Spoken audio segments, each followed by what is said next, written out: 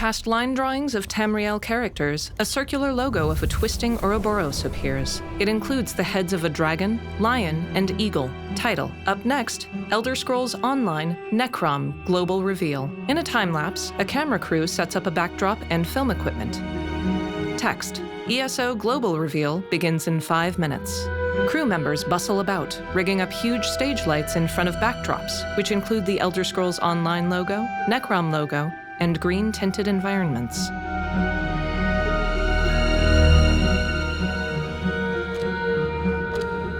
In a cozy wooden room with ivy-covered shelves, a man in steampunk garb steps in.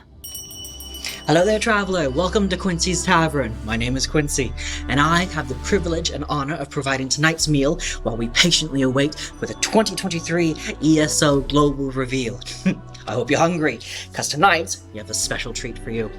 I was thinking we would do something slightly rustic yet filling, but also with a more refined presentation for the veteran adventurer such as yourself. I had ingredients from all across Tamriel brought in for tonight's special occasion, and I'm so excited to spend some of this evening with you tonight. We do have a few moments before the global reveal officially starts, so how about a snack? I have just the thing. Cabbage biscuits with these bits of bacon all throughout, perfect with some butter and jam. So nice. Sound good? Wonderful. Let me show you how to make them. He steps away. A sign behind him reads, "The Lucky Griffin." Text appears, "Cabbage biscuits." On a wooden cutting board, Quincy quarters a huge head of cabbage, then shreds it with a cheese grater. Text, "Shred half a head of cabbage." He places the shredded cabbage in a colander. Text, "Salt to help remove water, about 2 teaspoons. Squeeze out as much liquid as possible." Quincy sprinkles salt, then squeezes the cabbage in a cheesecloth. He places a massive pan on a stovetop. Text, "On medium heat, cook cabbage until lightly browned." Quincy grinds pepper over top, then swirls the wilting cabbage with wooden tongs. The edges brown as steam rises. He scrapes the cabbage into a wooden bowl. Text, "Half a stick of unsalted butter, half a cup of milk." He gently folds the dairy into the cabbage, forming a porridge-like consistency.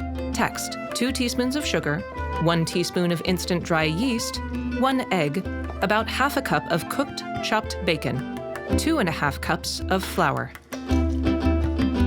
Quincy folds in the ingredients one at a time, taking care to break up the egg yolk and evenly distribute the bacon. He adds the flour a little at a time, forming a sticky pale green dough. Text, "Mix and knead until it comes together." The dough thickens into a bread consistency. Text, "Let rest for 1 hour." He covers the bowl with a gingham cloth, then pulls it off to reveal a doubly large dough ball. Quincy rolls fist-sized dough balls onto a baking pan. Text, "Wash with milk, then bake at 350 degrees for 25 to 30 minutes." The golden brown biscuits are broken open to reveal chunks of bacon inside. Alrighty, here you are, traveler. Fresh from the oven. Careful, they're still very hot. But I think with that, we have everything we need for the ESO Global Reveal. Now go get us some drinks. You don't go nowhere. Eat to your heart's content. Thank you for joining us tonight on this epic adventure. Enjoy.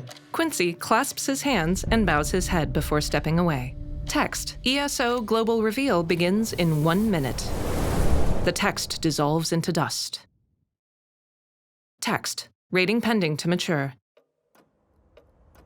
A countdown timer appears with 55 seconds remaining.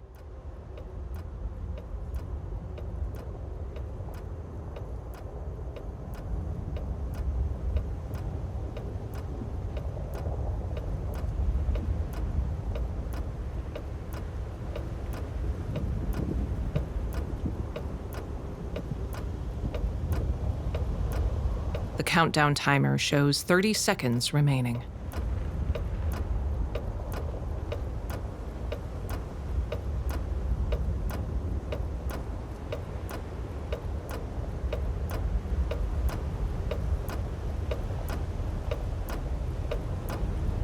The countdown timer shifts to the bottom of the screen.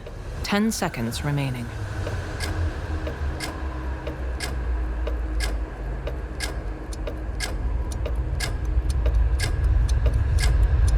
Title: The Elder Scrolls Online 2023 Global Reveal.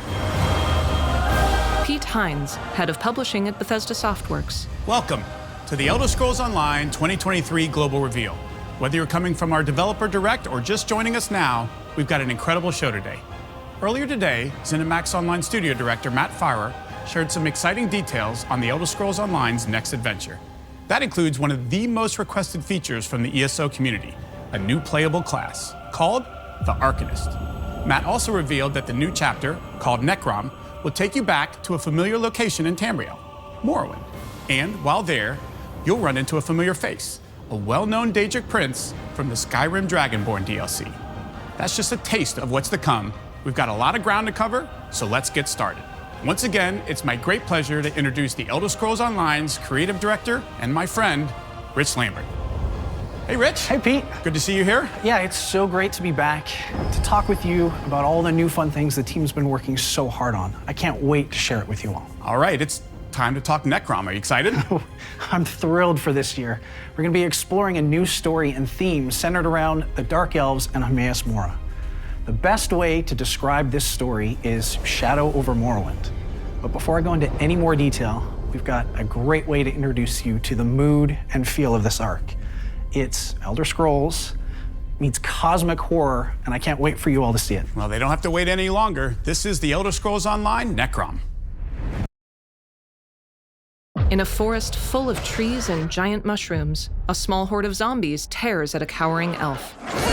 Text appears: Bethesda Softworks, ZeniMax Online Studios. A Dunmer Arcanist conjures a green tome and blasts the zombies with a beam of light. A horned creature with a mace watches nearby and sneers.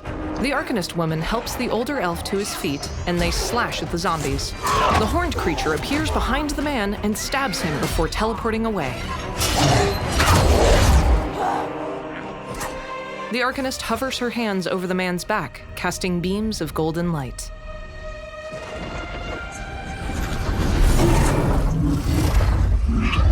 Through a green eye, figures in hooded robes march through torchlit caves. They carry a sarcophagus. The Arcanist woman creeps in the shadows. She watches the horned creature stride between the figures. The world flips to a green-tinted hellscape of tentacles and cyclones of stone shards.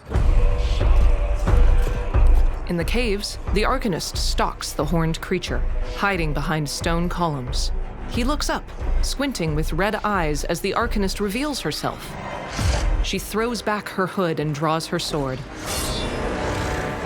The robed figures around the horned creature transform into copies of him. The Arcanist charges in, slashing at them with dual blades.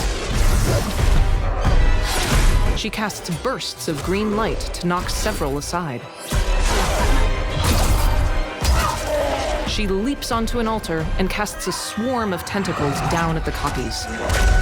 One of them leaps above her. He brings down a two-handed mace, knocking the Arcanist on her back before green light swallows her up. In the green hellscape, the Arcanist stands. Rocks and tentacles float in the air. She hesitantly ascends a broken stair. At the top of the stair, she arrives at the nexus of all the tentacles.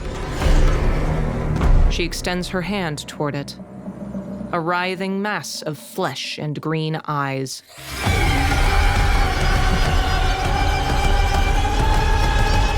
The mass, Hermaeus Mora, looks down at her. Pete Hines. That was awesome. Those mushroom towers really take me back. Yep. And some powerful moments in there, but let's start with breaking down the story in Necrom. Everything centers around Hermaeus Mora. We've explored small pieces of who this prince is in a few zones in ESO up to this point, but they're a complicated Daedric prince. Mora is the knower of unknown and hoards knowledge and secrets in their realm. Some of these secrets are just too dangerous for any being to know. There are hidden powers that threaten Mora's realm of Apocrypha, with the ultimate goal of uncovering one of these secrets. A secret so important and so dangerous that if discovered, it can unravel all of reality. This isn't just Tamriel that's in trouble. This is all of Nirn. Yes, absolutely. So where do our players fit into the mix? Players are essentially being tested by Mora to see if they are worthy to help aid them. So over the course of this adventure, players will become sort of a protector of this ultimate secret that these hidden powers are searching for. And there's also an opportunity for players to seek out other knowledge if they wish, to dig into some of the origins of our new playable class in the Arcanist. Cool new playable class. I am so in, and I know a lot of our players are as well. Now, we're heading back to Morrowind this year, but it's not the Morrowind that everyone knows from the Elder Scrolls 3 or even from the 2017 chapter of ESO. So it's going to be familiar, different, a little bit of both? Yes, sir.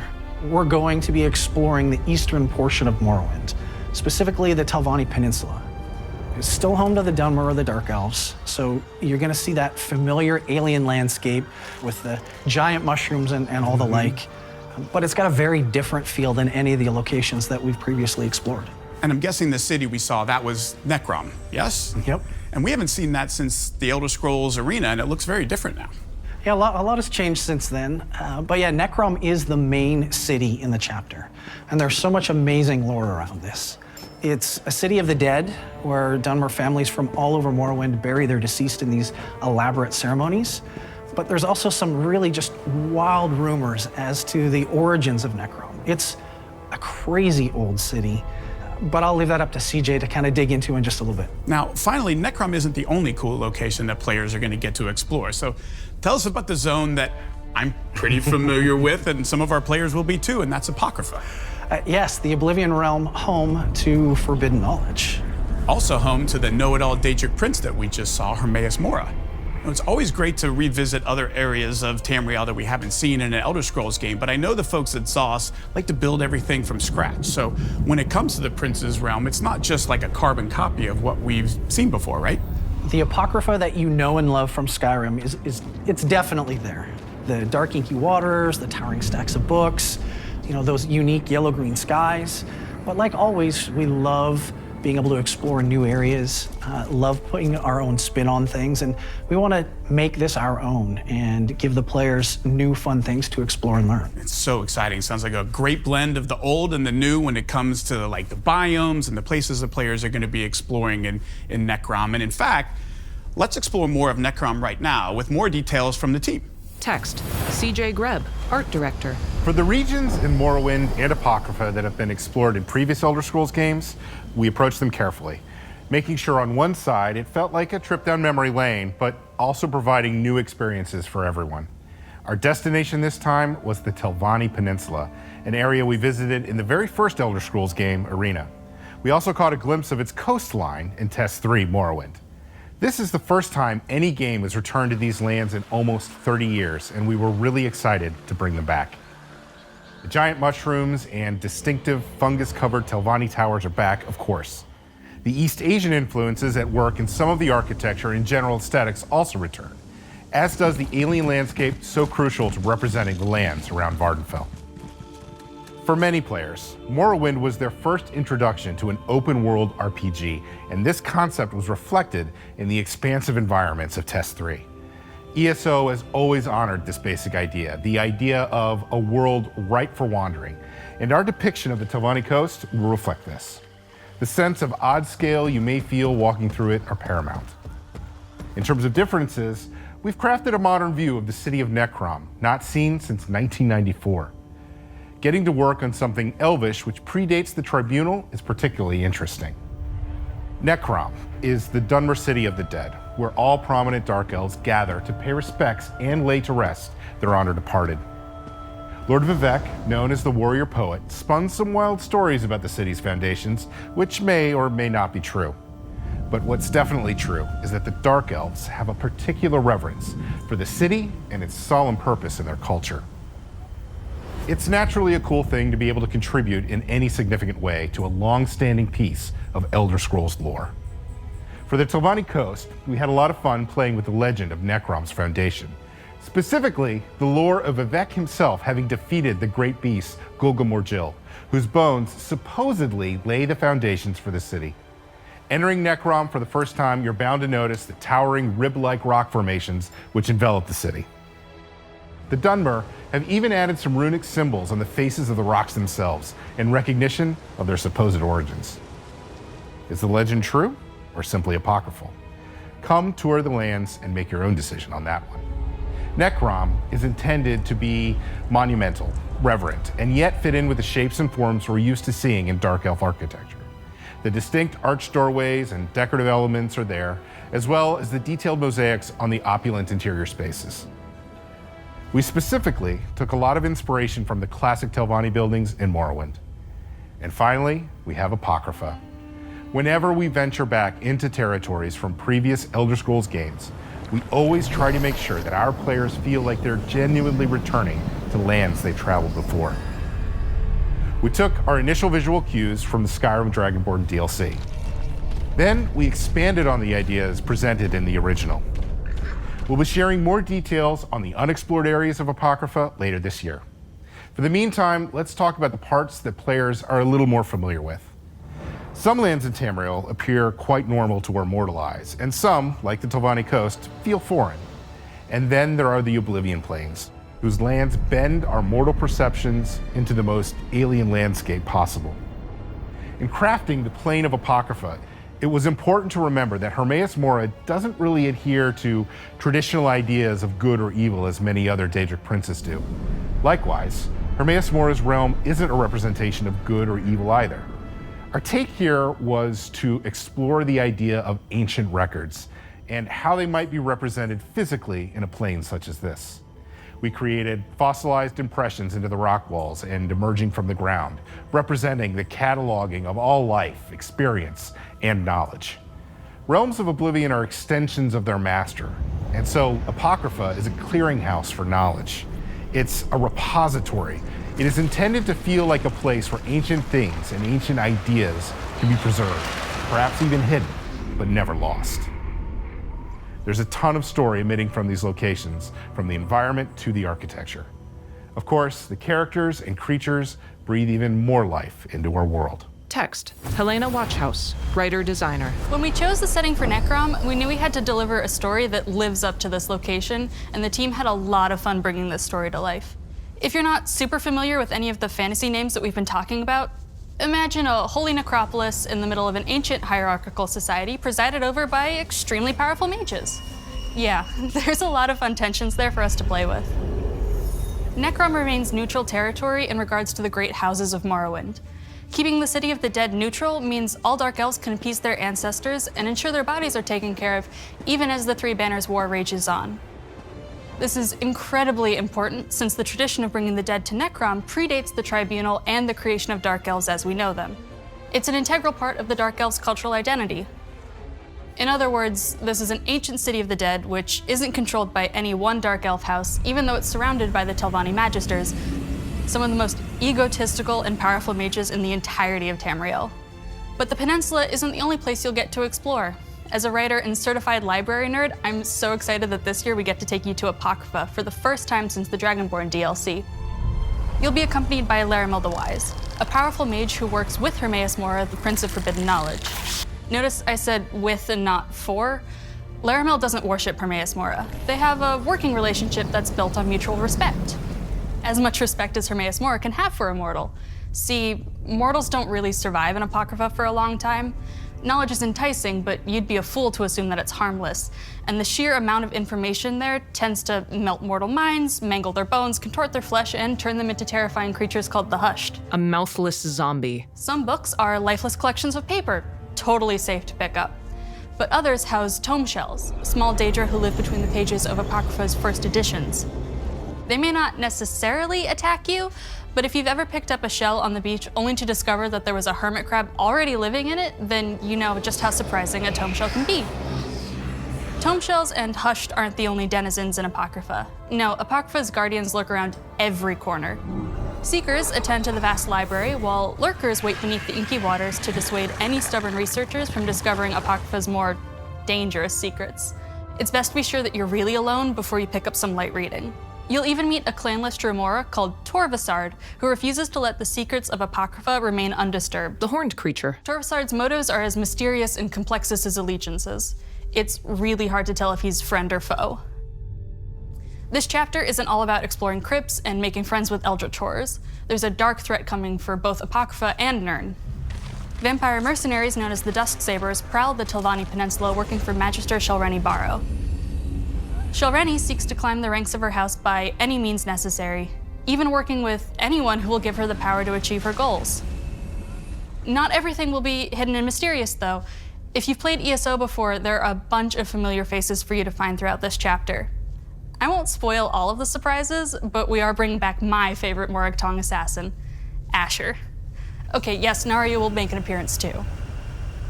With all this focus on secrecy and forbidden knowledge, it'll be up to you to discover the truth and stop enemies across Eastern Morrowind and Apocrypha.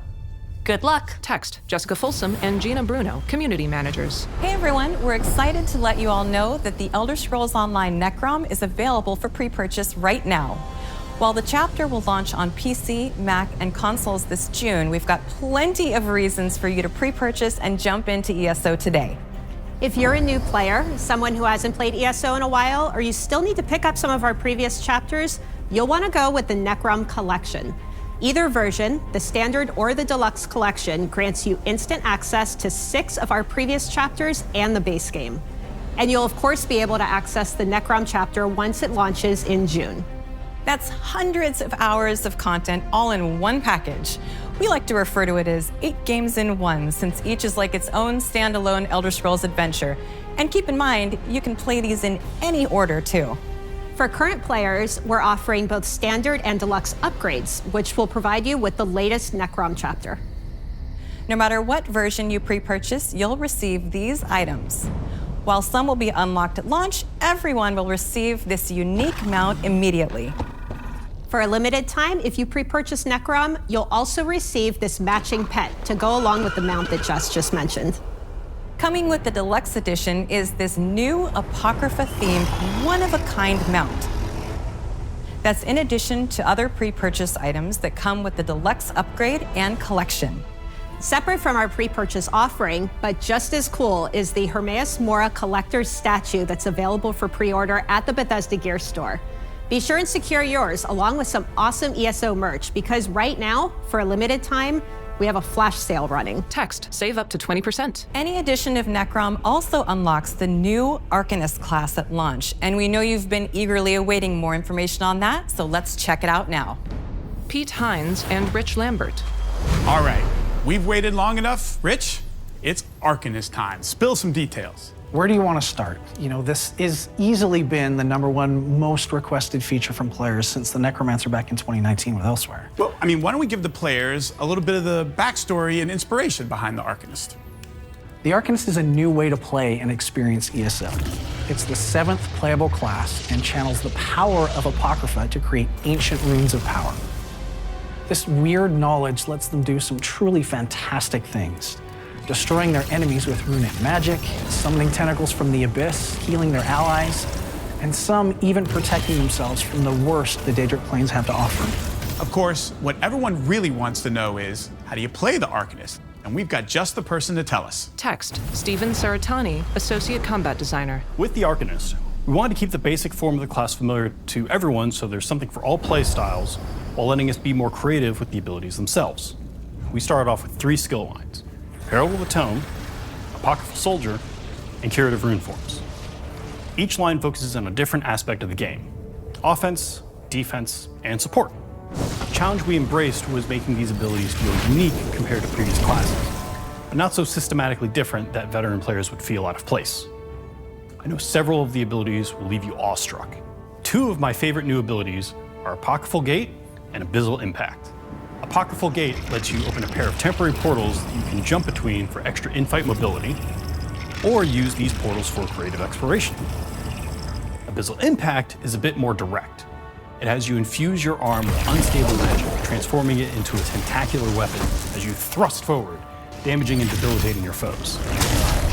I'm also super excited to share that we're doing something very different for the Arcanist, implementing a combo point system. In this system, certain abilities will build points, while others will spend them. giving them an extra bit of oomph by enhancing or augmenting the ability. We're aiming for this to be something that all players can easily get a handle on, so no one should worry that this class will be too technical to play. You can't let too much out of the bag yet, though, so the rest will have to be a secret for now. We were initially coming up with the Arcanist. We had a ton of ideas and inspiration coming from all sorts of places: movies, comics, classic literature, and both retro and modern games. There was even a handful of anime references. And while we had a lot of great ideas, there was one that led us to a major breakthrough and helped bind everything together: the Black Books of Hermaeus Mora. Now, while this gave us a solid feel for how the abilities should look and sound, you won't necessarily be wielding one of the Black Books. Instead, you'll summon your own tome, in which you've inscribed numerous bits of ancient knowledge that you've gleaned from the Prince of Fate. Think of it like your own cookbook you glance at every so often to spice up your spells. This won't be the only taste of the Arcanist you'll get, though. You'll also come across foes, and maybe a friend, who will wield the same deep magics that you'll learn. There may even be some unforeseen enemies that have tomes worth of forbidden arcane power to throw at you. This is just the first page of the story of this new class. We've had a ton of fun making it, and we've got plenty more to show you as time goes on. I can't wait for you all to experience adventuring Tamriel and the realms beyond, alongside or as an Arcanist. Pete Hines and Rich Lambert. Okay, Rich, now let's talk about some new features and systems. Start with, any chance there's going to be some new companions? Yes, in fact, we've got 2 new companions coming to ESO with this Necrom chapter. And for those that don't know who or what companions are, they're your permanent adventuring buddies. Someone that's at your beck and call whenever you want to help you explore Tamriel. And the feedback from players since the inception back in 2021 has been overwhelmingly positive. And we've been looking to expand and evolve it in new ways. So tell us about the 2 new companions we're going to see. The first companion is called Sharp as Night, and he is an Argonian warden who is a bit of a mercenary and an enigma. He originated from Blackmarsh, but his past is lost to him, and he spent a lot of time trying to figure out who he is to no avail. He is a lot more reserved than our other companions, as he's lived a tough life and he really isn't overly chatty, and you're gonna have to prove yourself to him. And then there is Azander. Azander is a Redguard male and a little bit of a crazy fatherly figure professor. Think Willy Wonka meets Dumbledore, and he's got this really singular focus on the pursuit of knowledge. And so what's so special about Azander, Rich? As some of you might have guessed, with Azander being so focused on this pursuit of knowledge, he's an Arcanist himself, so you'll be able to dig into a bit on that side of his story as well. Some amazing stuff, and that's not all we've got cooking. Like every chapter, we offer loads of side quests and new trial, there's world events, public dungeons, delves, and more.